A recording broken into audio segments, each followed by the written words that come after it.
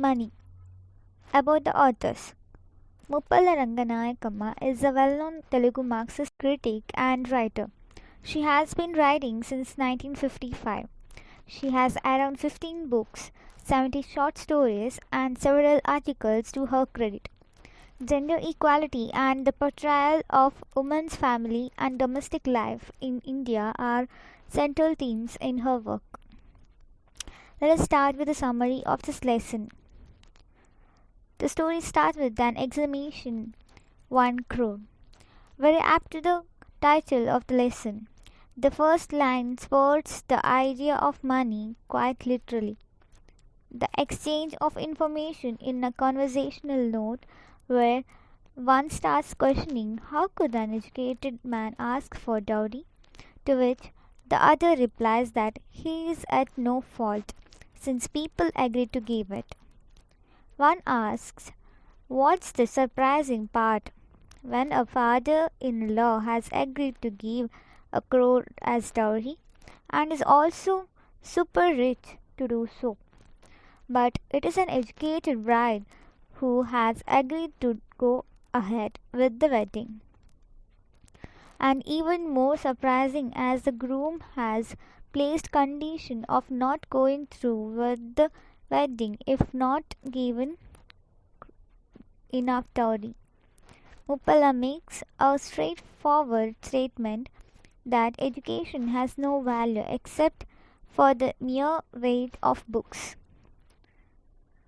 She means to say that the worth of knowledge and education is tipped to a very steep point, bundle of money in comparison, especially in terms of dowry. The would-be son-in-law was concerned as to how to take dowry, in form of money or property. Therefore, he consulted the elders. They suggested him to grasp whatever is more. When the to-be groom asks the father-in-law, he responds by saying that the property in more by 10 rupees, but also adds that dowry is a tradition. But the groom didn't want to forsake 10 rupees just for the sake of tradition, to which an elderly man suggests that it is better to take money instead of property, as women have claim on their maiden property. He liked the idea and didn't want to lose 10 rupees. Therefore, he decides to ask his father-in-law to add 10 rupees extra to 1 crore dowry. And the father-in-law agrees and decides to give the dowry in cash so that the groom has the pleasure of receiving it. He says that he has 10 paise coins stored in gunny bags and are being placed in a large shed. The groom still doubts if it has all the money and chooses to count coins on his own. Immediately after the wedding ceremony, the groom rushes to the large shed to count his dowry. He forgets about everything as he immersed in counting money. By the time he is done counting, 24 years have passed. But what matters to him is that it had 40 paise less, and he was full of rage. He notices two women standing outside. One looks like she is over 45, the other like her daughter. He soon realizes that it is his bride and demands his difference in dowry. He furiously asks her to call her father to fix their mistake, to which she responds that her father is dead. She tells her story that how he was only immersed in money and death seemed better than being in that marriage. She liked another man and got married without a dowry, and it was their daughter beside her. She tells him about the things that happened over 24 years, and she has brought her daughter there as she wanted her daughter to know how bad dowry is. As he is out of it, she is happy to have spoken her mind out. But this ridiculous groom continues to demand his difference like he understands nothing other than money. The lady acknowledges her ignorance in accepting to marry such a man 24 years ago. She says how daughters are not given share in property but some money in the form of given